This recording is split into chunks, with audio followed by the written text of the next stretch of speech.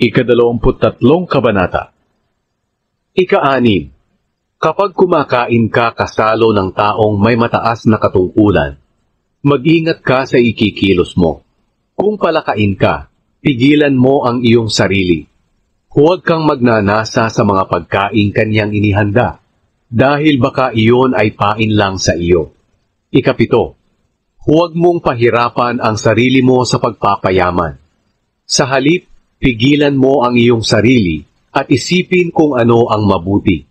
Dahil ang kayamanan ay madaling mawala at tila may pakpak na lumilipad sa kalawakan tulad ng isang agila. Ika-8. Huwag kang kumain o matakam sa pagkain na inihanda ng taong kuripot, kahit ito ay masarap, sapagkat ang taong ganyan, bawat subo mo'y binabantayan.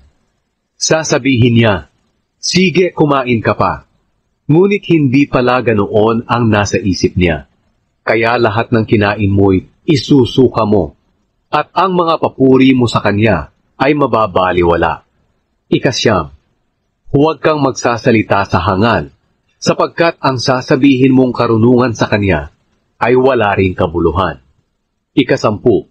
Huwag mong agawin o sakupin ang lupa ng mga ulila sa pamamagitan ng paglilipat ng mga muhon na matagal nang nakalagay, sapagkat ang kanilang makapangyarihang tagapagtanggol ay ang Panginoon. Siya ang magtatanggol sa kanila laban sa iyo. Ika-11. Makinig ka kapag itinutuwid ang iyong pag-uugali, upang ikaw ay matuto. Ika-12. Huwag kang magpapabaya sa pagdidisiplina sa iyong anak. Ang tamang pagpalo ay hindi niya ikamamatay, kundi makapagliligtas pa sa kanya sa kamatayan. Ika-13. Anak, matutuwa ako kung magiging matalino ka, at karunungan ang mamumutawi sa iyong mga labi. Ika-14. Huwag kang maiinggit sa mga makasalanan.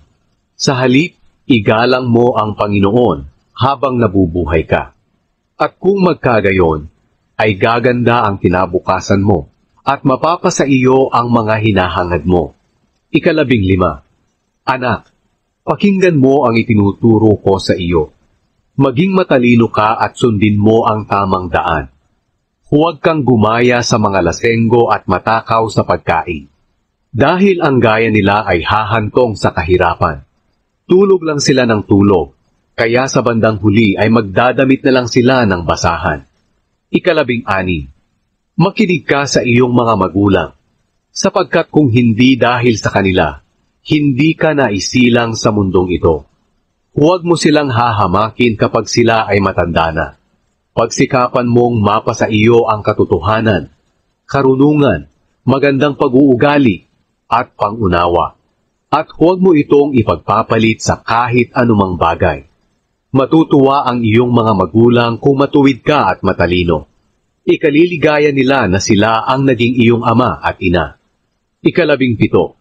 Anak, makinig kang mabuti sa akin at tularan mo ang aking pamumuhay, sapagkat ang babaeng bayaran ay makapagpapahamak sa iyo, katulad ng malalim at makitid na hukay.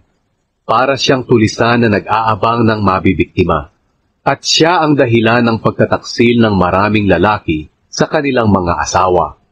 Ika-18. Sino ang may matinding problema? Sino ang mahilig sa away? Sinong mareklamo? Sinong nasugatan na dapat sana ay naiwasan? At sino ang may mga matang namumula? Sino pa kundi ang mga lasenggong sugapa sa iba't ibang klase ng alak?